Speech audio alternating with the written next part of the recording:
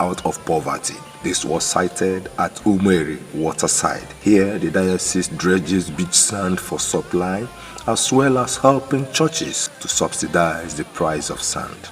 Discovery number 7.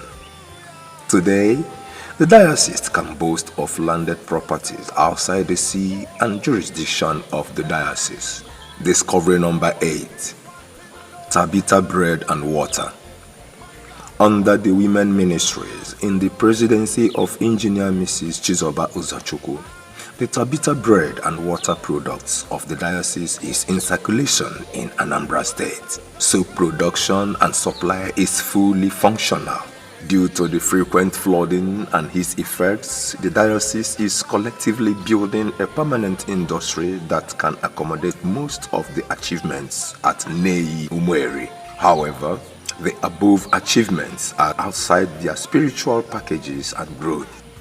Every aspect of the mission responsibility, we are very progressive as we pursue our heavenly mandate.